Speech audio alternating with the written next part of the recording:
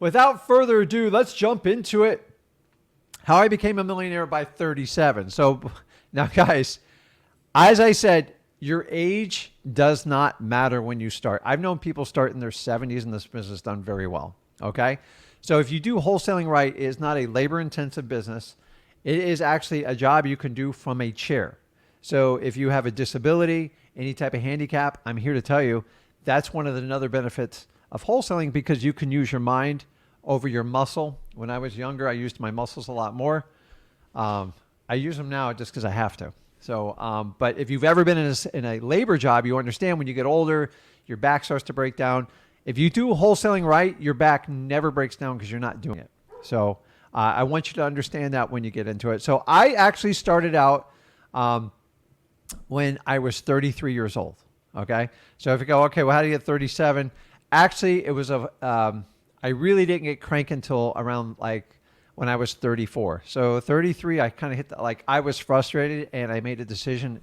I couldn't take it anymore. So in my first year of doing it, you'll see I actually worked a full-time job and I made an income from wholesaling. And I'll show you how I made the transition and I'll walk you through the entire thing. So it's really cool. So take what you want. If you want to skip it and come back to the Q&A, I don't care. I just want to show you because a lot of people I don't understand how I'm going to get there. I'm going to walk you through this.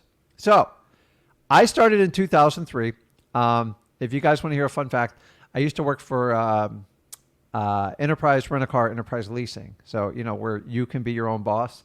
And honestly, I went straight out of college. I did insurance sales door to door for a year and a half. I made good money with that, but I hated it. It was terrible. And then I moved over and I found this job. I sold boats for a while. So I've always been in sales. I just thought it was a good, safe job. My kind of dad told me it'd be a good fit for me. And I wound up 10 years with the company, way too long. So, and I made 6 figures at the end, but to be honest with you, I hated every minute of what I did. I mean, all we did was, I just felt like we never told the truth to people and you pushed and pushed salespeople to the brink when they would quit. And I was getting tired of the turnover. And then when I started having kids, AKA Zach, my daughter Leah, I decided I didn't want to travel because I wanted a consistent home for my kids. And that's why I started making decisions. So I discovered somebody of all places, you ready for this? On a radio ad. And they said, listen, are you tired of the rat race? Do you want to get financially free? And it just, you got to understand, guys, back then there wasn't commercial, there was nothing. So I found it on a radio station, God only does.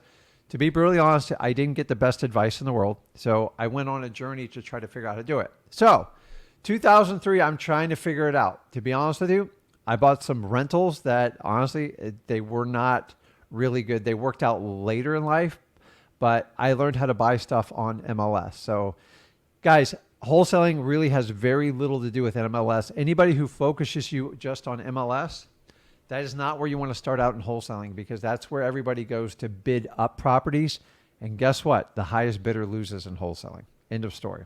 So 2003, I decided I was going to make a jump. Now, 2003, I still kept my job. Why? I had 2 kids to feed. I had a wife to take care of, and I had a mortgage. So if any of you guys can relate, you know what I'm talking about, dude. I didn't know what to do. I just knew what I was doing was not working. So I had a W-2 paycheck. I had a lot of bills. I was getting hit the maximum taxes at the time, and I knew I had to make a change. I just didn't know how to go about doing it. So 2003, while I was working, okay, and guys, I'm going to be honest with you, this is the most brutal $200,000 I ever made in my life. I really struggled the first 4 to 5 months. And when I say really struggle, I just didn't know how to pull the correct profit out. So I would take a profit and I would be okay with it. And then people would kind of snicker and laugh behind my back because I didn't know what I was doing. Because when I did wholesaling, nobody really taught it. So you had to find people and try to duplicate their transactions. How did I do it? I actually went to RIAs and network. And I still to this day love RIAs because I love the human interaction. I love what we do on this. I swear, if I could just put you all in the same room, it would be through the roof, but it's challenging because you guys are all over the country. I'm in Florida. We're working on some issues to maybe have some like meetups or do something like that. But logistically, Our goal is to try to get you the best information for free so you guys can go out and be effective wholesalers. So 2003, I started out ready for the 18 whopping deals. Okay. Now, it wasn't that hard to get a wholesale deal, but like to try to get it closed and do an assignment, it was a lot of work. Because if you thought title companies were rough now, back then they didn't do a lot of assignments because there was very, very few title companies. So I had to spend a lot of time figuring out. But I went back through all my papers and notes. I even have the first address of a property. The first property I flipped was in Fort Lauderdale, downtown Los Angeles on the water. And I got it from a referral from a realtor. So don't ever underestimate the power of a realtor. Honestly, if that realtor didn't help me out with that first deal, I probably would have struggled another 6 months. It propelled my confidence and I went all in. I went crazy marketing. I did door knocking. I did door hangers. I was a big bandit sign guy. And what was the other one I did? I did small direct mail in the beginning because back then we could mail 500 or 1,000 pieces and you would get 50, 60 leads and like no problem. And I'm talking about like quality leads, but you had to take a lot of risks. So my first year doing this was a whopping 200,000. I probably netted about 140, 150 when I took my cost off, but I didn't have a lot of costs because guess what, guys? I was a single operator. Okay. So those of you who's like, oh, Rick, how many people did you have do it? My first 7 years of wholesaling, I was all by myself. And honestly, I knew how to wholesale. I just didn't know how to hire people at the time. Okay. I don't want you to do the 7 years ever by yourself. I think in 2 to 3 years, you should be so buried in leads that you have to bring in people to help you out. So people was like, when do you bring people in? You bring it when like your pipe's full, you're getting paid, you got money in the bank, and then you get help. Okay. So 2003. And so let me kind of walk you through. I'm looking at any questions you guys have on. So John T asked how many hours you're working. I got to be honest with you. I don't even know. It was insane though. So have you ever been so consumed with something and excited about it, like you don't even like monitor the time you do it? So if you ever, like remember when you're a kid, you got like that new toy, maybe you got it on Christmas or your birthday and you're like, you were so enamored. You open it, you go over in the corner and like 10 hours goes by. That's how I looked at my first year of wholesaling. I was so blown away with what wholesaling could do in my life. I said, oh my God, this is amazing. If I can keep doing this over and over, like I can become financially free. So my biggest requirement when I started wholesaling was I was just tired of working 12, 14 hours a day and coming home and putting my kids to bed. And then my wife was done. And it was like, I just never got any time from Monday through Saturday and I hated it. So that is year one. So honestly, Jonte, I worked a lot. And honestly, guys, you can't gauge. So keep in mind, I was doing a full-time job 6 days a week, and I was probably spending an extra 4 hours a day on wholesaling. And that was all talking to customers and marketing. And honestly, I didn't know I had no idea what I was doing. It was just working. And I'm here to emphasize to you, don't wait till you know everything in wholesaling because it's never going to come around. So you just take action and you keep learning steps as you go and you make money while you do it. So if I'm reading your guys' comments, so I don't mean to get distracted. So, okay. So year one, year two was better. Okay. I doubled my output and I netted. Okay. So the first one, I didn't do it correctly on the net. This one, I netted 350,000. So I took off my marketing costs, which is about, I always did light marketing budgets between like 25 and 30,000 and I netted it out of this number. Now, 32 deals, I'm here to tell you, by yourself, it is a handful, but you're averaging like 2.5 deals a month, which to me wasn't that big of a deal. It was actually doable. The second year, I took time trying to figure out how to set up a business and how to run this. And I was just starting to drive myself a little bit nuts because remember, I did all sales appointments. I did all incoming leads. And to be honest with you, I got like really efficient at this stuff. Okay. Be honest with you, I was doing 40, 50 hours a week minimum. Okay. Plus I worked Saturday and I planned on Sunday. So I'm here to tell you guys, I'm not going to tell you I did this on like 4 or 5 hours, like every other day. It's not, if you really want to learn this business, you got to dive in it. But honestly, I've done a lot of businesses and I own different businesses outside of real estate. It's the same thing in any business you do. You get excited about it. You spend a ton of time in it and that's how you learn. So there's very few businesses where you can just buy and walk away from. And if you do, you're probably going to get killed. Someone's going to take advantage of you because that's how business works. Because I've done that before. So it's not that easy just to buy it. So 2004. 2005 was like I got this business licked. I've got it figured out. Man, I'm having a blast. At this point, I was in over my head. I knew I needed help. I tried to bring other people in, and I had a lot of pain. I got ripped off. I got deals stolen from me. I believe I encountered my first lawsuit in 2005, which is a whole nother video. I was sued by another fellow investor that I thought we were friends, but apparently we weren't. And so we got up to 45 deals. And I netted 720, 725 was my calculation when I did it. And I'm here to tell you guys, that was a challenge. It was a challenge. I'm starting to feel a little bit burnt out. So I started bringing in people and I started spending money at this point. And you're going to see the connection I have on this. So Ethan says, listen, any advice on for someone just starting? Yeah. Go to freewholesaling.com and find your why and understand if you have the conviction and you want to see it out and you really want to change your life, you got to stick out wholesaling. You can't just put your toes in the water like anything else. Okay.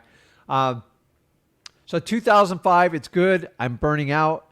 It's a lot of work. The real estate market back in 2005 would have been comparable on how it was in like 2018, 19, right before our pandemic hit.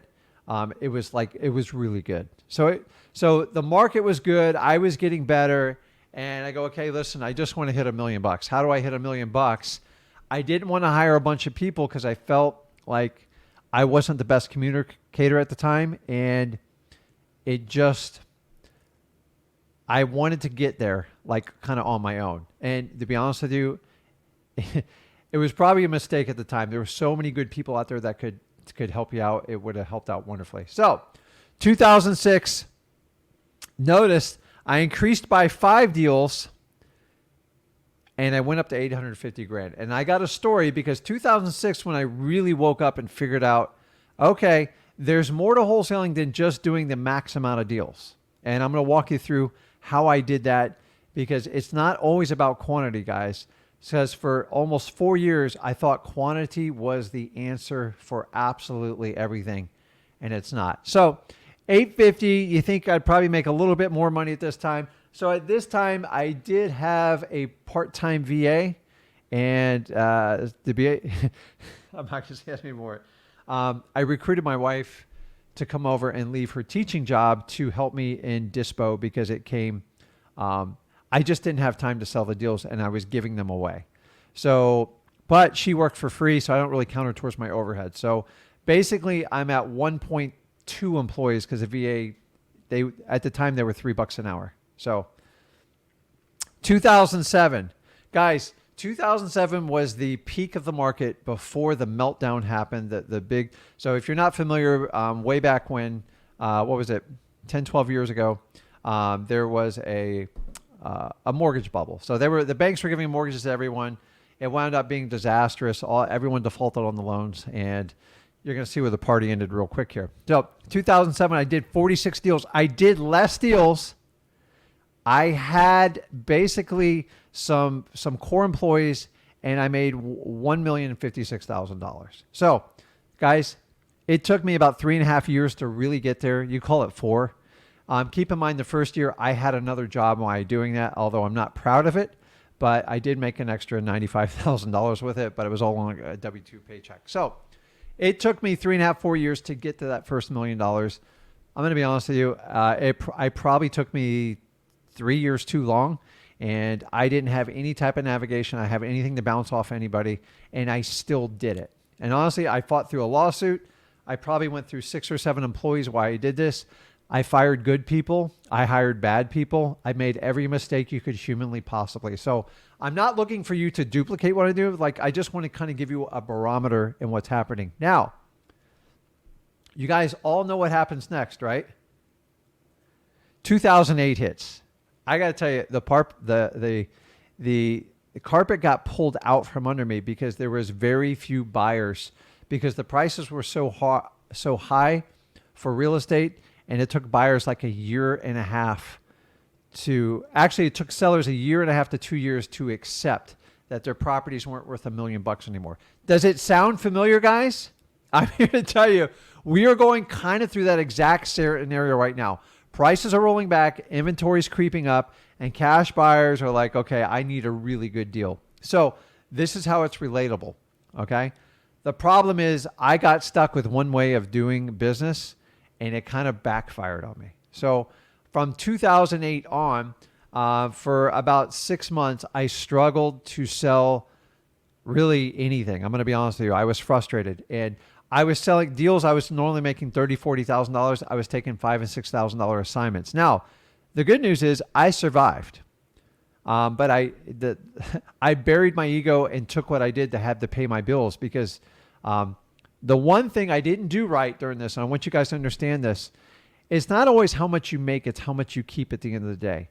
And I just kind of bought whatever I want. I had a lot of money coming in. I made ridiculous commitments.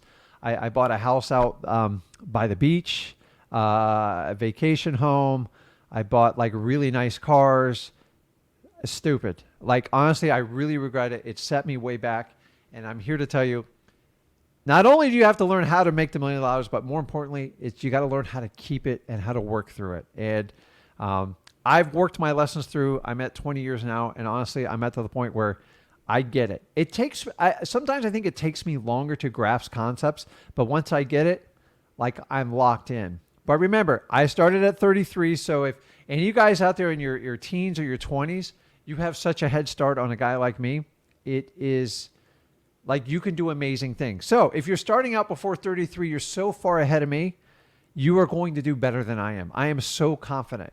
The one thing I can tell you is I don't care how much money you make. At the end of the day, it's how much you keep.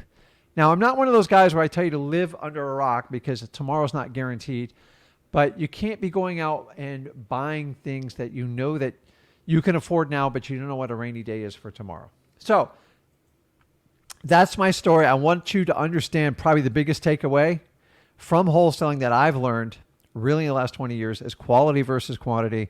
The ability to make more per deal with less effort is the skill set you gain in wholesaling each year you go by. So right now, my average wholesale deal is close to $50,000 right now. Okay. I don't have California prices. I'm not flipping $1 million homes. Okay. I don't do any rehab. Some of them I wholesale. I'll be brutally honest with you, but it's a very, very quick transaction, and I have the funds to set that up. You were going to do the same when you get that ability too.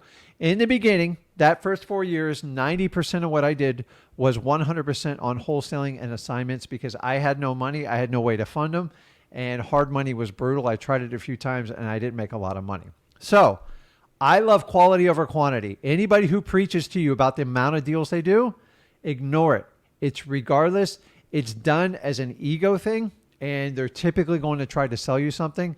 I'd rather you do one deal, make $100,000 than do 30 deals that made you $2,000.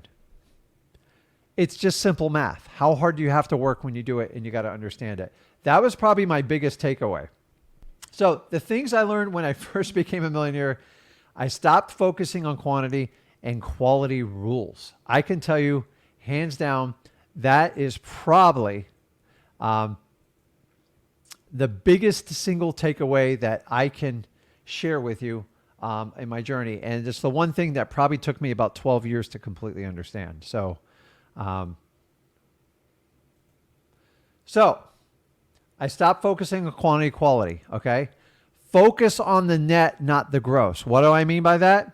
Well, there's a huge trend going on in real estate right now in the coaching community that basically says, I did $5 million in real estate. Okay, dude, when people talk like that, disregard it because they're doing it to try to catch your eye and impress you, okay? It's like giving you a math problem without giving you all the data, okay? So do you know how many companies right now make billions of dollars and they lose money? A lot, okay? So if they go, listen, I did $3 billion in sales, you're amazing. You're not, because if you had $5 billion in expenses, you're losing your ass. Sorry. That's just the truth. So whenever a influencer comes out and goes, I did $10 million in sales. Okay. Did you spend 11 million to get it? That's my question. So whenever you nail someone and try to find out what they make in a net, if someone talks in net numbers, I'll have a conversation with them all day. If you just want to tell me what your sales are, it's regardless. Did you know a majority of companies lose money? 95% of them go out of business. When people just share their sales numbers, don't be fooled. Okay. My favorite part is people go, oh, I raised, somebody went on the internet recently and says, I raised $50 million. It's not your money. I don't care. I'm impressed that you can raise that kind of money, but the question is, what can you do with that kind of money? And that's what people have to understand when it comes to real estate. So focus on the net. Anyone who just talks about their sales number, be very, very wary. There's usually a sales pitch coming right behind it. That's my 20 years experience. I'm telling you, test it out, guys. If someone tells you, oh, I just made $1 million. The best part is when they show like a $500,000 check, but 480 goes to pay back the loan on it. It's great. Your win's 20 grand. That is awesome. That's what you need to celebrate. But so much fakeness out there drives me nuts. Okay. Here's the one thing I've learned. Wholesaling is my foundation to my success. I never forget it. I will never change my outlook on wholesaling. And there's a big crowd out there who wants to tell you wholesaling's bad. Everybody does it wrong. Dude, I have thousands of you guys who have shared testimonials I've never even asked for you. And you go, man, it's incredible. It's changed my life. So once again, if someone's spinning you a negative on wholesaling, and wholesaling is not for everyone, don't get me wrong. Watch out. You have a sales pitch coming behind it. Okay. I got a special course. It'll teach you a different technique. I have a course where we can replace this contract with that one. Guys, it's all games. Okay. Wholesaling is a great foundation. You're going to find most people that got really good at real estate, but they started out wholesaling and then they knock it down the road. It's ridiculous. Give tribute to what got you where you are. Without wholesaling, honestly, I would be a different man today. And I would still be an honorable, good father, but I'm just telling you, it changed the trajectory of my life in such an extreme way. And if I didn't do it, I would have struggled. It would have probably taken me 15 years to even slightly get the success I did at year 4. Okay. Here's a key one, guys. Never stop marketing. The only time I ever had troubles in my first 3 and 4 years is when I stopped marketing. So here's how it goes. We get all our lists. We get our marketing channels ready. We deploy them. Calls come in. We go out and visit people, start writing offers, start inspecting properties, get down to it. Then we find cash buyers. Guess what I forgot to do? I forgot to do the marketing every time. And it got to the point I sat down on a New Year's resolution. I came up with a marketing budget schedule and I go, I'm holding to this no matter what happens. I actually handed it to my wife and she held me accountable for it. I hated every minute of it. But once again, that put me to where we always had opportunity. So if you're a single operator, which a lot of you are, understanding you have to keep marketing even during the worst of times, because without marketing, you're dead. The downside of wholesaling is we don't get a lot of repeat customers. So we always have to be going out there chasing people and finding deals. That is the thing I hate about wholesaling, but it's never, very rarely do I get someone that comes, oh, I sold you this house. I've had one person sell me 7 houses only because I knew their entire life was a train wreck. And I set it up at the beginning. I'm going to buy all 7 of your houses. And I built such rapport with them. Now it took a 5-year process and I bought them all. Those are repeat customers. But for the most part, most people are one and done on wholesales because most of them should never own a property again. But they're not all like that. Okay. So never stop marketing. This is the key one I talked to you earlier about. All this money you guys are earning in wholesaling, it's what we call earned income. It means you earned your butt off to get it. Okay. You have to find a way to take that as much as that earned income and turn it into passive income. I don't care if it's real estate, stocks, bonds, digital assets, whatever you choose. You're never going to be perfect on it. I've gotten my butt kicked on a lot of this stuff. I only teach you what I'm really good at. Okay. So understanding, me and Zach never went in, taught anyone how to do digital assets or anything like that, because I'm just like you guys. Actually, I'm looking for leadership from people that have done it before. Most of that stuff is speculative other than real estate. I own a lot of real estate and I enjoy it. I particularly like the commercial aspect of owning things. And here's how I look at real estate. When I buy real estate, other than personal use for the family, I look to own it forever. Like I don't have an exit strategy. It's in my will. Like that's my legacy. That's what I want to pass down. Obviously helping as many as you guys. So guys, if you go out there and bust your butt for this, don't do what I did my first 4 years and spend it all. Okay. That first year, that second year, that third year in wholesaling, that will be the most important money in your life because that's the money that will grow and truly set you up for whatever you want. In wholesaling, we never talk about retirement because I really love what I do. I enjoy it. So I'm probably going to chase deals till the day I die. I just enjoy it. I don't worry about retirement. Retirement shuts your brain down. It's really rough on people. My father's 87 and he still works to this day. And I want him to because it keeps him active and it keeps him stimulated. So we have to do the same. We have to stay active. We have to keep going. Okay. So here is the key tips I've learned once since first becoming a millionaire. And I don't forget this. Okay. You always have to be learning. Me just talking to you guys, I learn a lot from you guys. Okay. Likewise, I know you guys learn a lot, but like honestly, sometimes I learn so much because I've been confined to the southeast part of the United States and I love talking to people in California, Utah, Texas, and I learn so much when I do it. So you always have to be opening. The minute you are closed-minded, life's going to get really, really short. And that's just not business and real estate. Okay? Guys, how many times I tell you this? You have to lose your ego ASAP. Your ego will be the one thing that will kill you in wholesaling. Okay? I see guys all the time when their ego gets stuck. It's brutal. Now, I'm going to be honest with you. It is a hard pill to swallow. Okay? We all think we're right all the time. And I'm just here to tell you, it's the minute I decided to let my ego go, I could open up to people's advice. It doesn't mean you always get good advice. You're always going to get bad advice out there. But you could at least let information in and make a decision on how you want to move forward. Listening to someone, the only thing you're going to lose is time. And I don't want to give up my time ever, but I will listen for an opportunity that's going to make me money or help me grow my business. Okay. This ego thing, I can't tell you. I struggled, honestly, my first 10 years. I thought I was the greatest thing since sliced bread. When the market correction happened, you want to talk about being humbled? I was humbled, okay? And I'm here to tell you, if you're starting right now and you're just barely paying your rent, you need to be that same person when you got $1 million in the bank, okay? And I don't say this to scare you. Like $1 million, it's not even a lot of money anymore. Considering 20 years ago, $1 million seemed like a lot. Today, $1 million is a whole lot less in regards to inflation. But regardless, it is still a venture you want to get to. Okay, here's the next one. Paying a coach or a consultant does not guarantee your success. It's you. So many people think, I'm going to hire this person, that it sounds perfect for what they want to do. The problem is if the pitch is too perfect, it's been, what's the word? It's been manipulated to the point where it's supposed to sing to you because it's going to solve every one of your problems.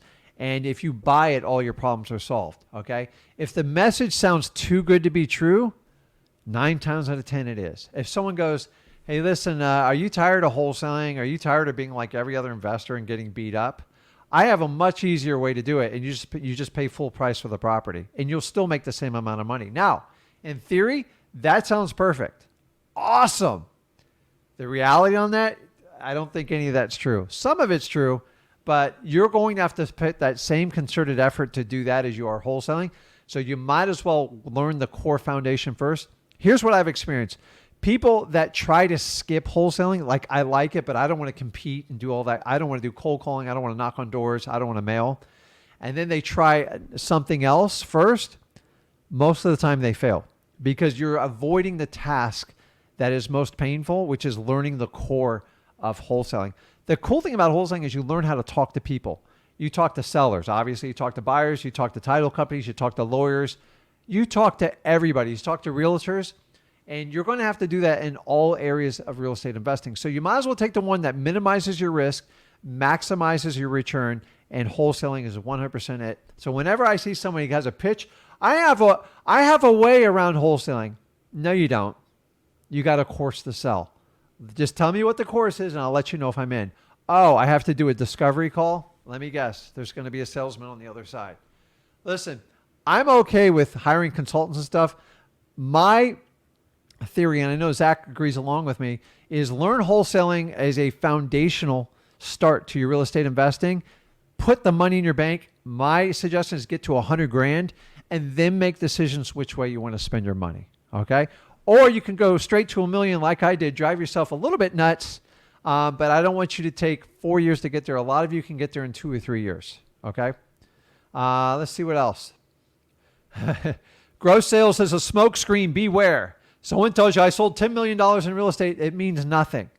What did you net? What did you put on your tax return and when it was all said and done? That's all that counts, guys. So if I tell you I did $500,000 in real estate fees this month, awesome. How much did you spend to get that? How much did you spend to get that? Okay. Like, be honest. If you spend 100 grand, that's fine. You still made 400. But all of a sudden, it's like crickets every time you ask. Well, we didn't really. You spent something. Nobody makes 500 grand where people just pour in your door. It doesn't work that way in wholesaling. Okay. Wholesalers do not need an office. I'm going to repeat. If you're starting out wholesaling, you do not need an office. Sorry, argue. I've had 5 of them. I didn't need it. So the one I had, I did have 12 employees at one point. I tried the Mac Daddy deal, and here's what I learned. 4 years of scaling real estate hardcore. I mean, hundreds and hundreds of transactions. I had no more freedom of time. I was chained behind a desk. I constantly had to do it. And then I had to keep hiring like general sales managers. You talk about COOs, CFOs, and you have to even ramp up your operations higher to cover those costs. So when you grow an operation and you scale it, I mean, truly, sales staff, the whole thing, and I'm not knocking it. Like, I think it's amazing when people do it. Here's the secret. I made less money than when I worked by myself and a few employees, because you typically take on a partner, you start, then you got to have a general manager, you got to have a sales manager, you have to have a transaction coordinator. And by the time it said you could do $4 or $5 million in sales, and maybe have like a $1.5 to $2 million profit. And by the time you split it with all the partners and the bonuses, guess what? My 1.056 million blew it all away. Okay. So I'm no longer to a point where I have to hit a certain number. I know exactly what my company is going to make. And I've done this for a long time and I know how to adapt and make it. To me, it's not about how much I make. It's number one, how much I keep and how much free time if I want to go out, go fishing, can I go out and go fishing? And honestly, in the first 5 years, it wasn't even an option, guys. Not even close. So if you've ever had young children and you've like worked your butt off, you know exactly what I'm talking about. Okay. So honestly, this is a monster takeaway. You ready?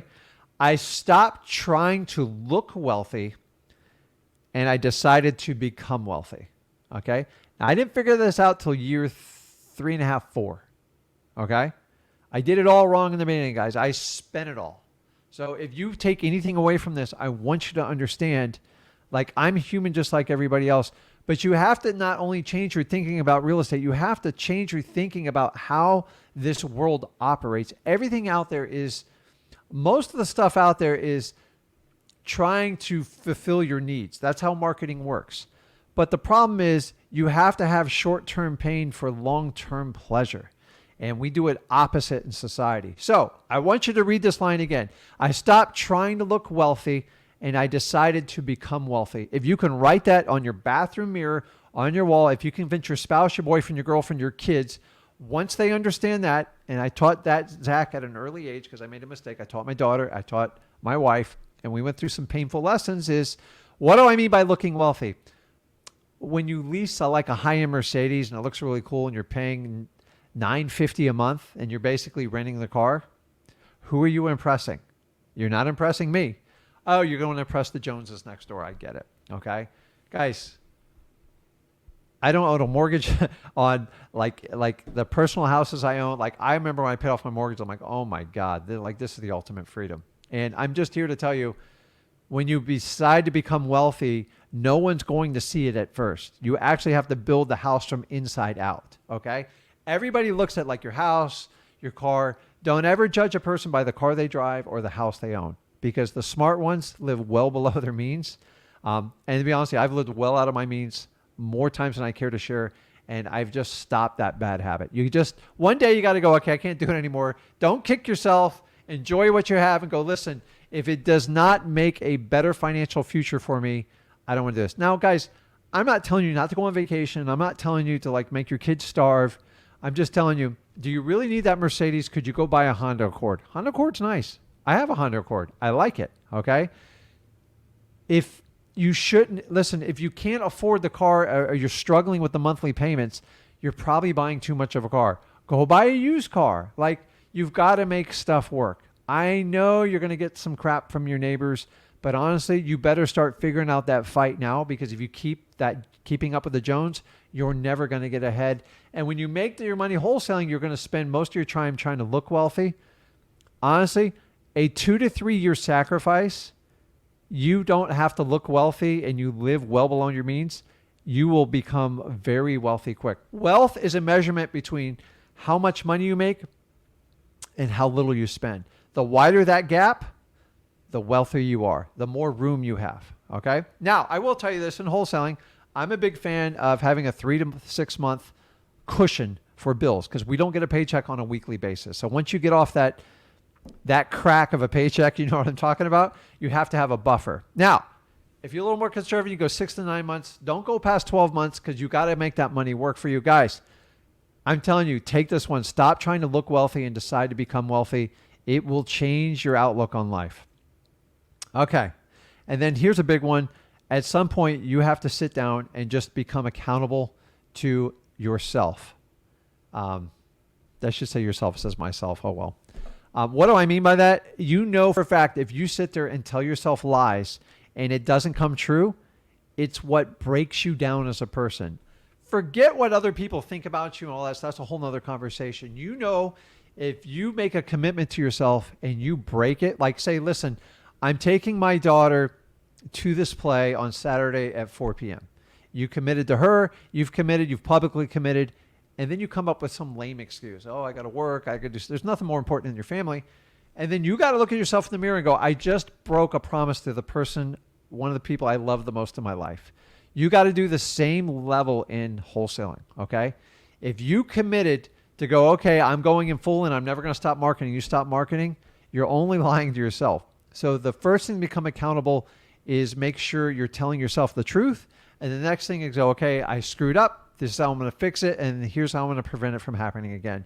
Once you have this conversation with yourself, no one's ever going to hold you higher accountability than yourself. Now, if you need to get an accountability partner and get your butt kicked, hop on. I'll kick your butt and kick it all the way.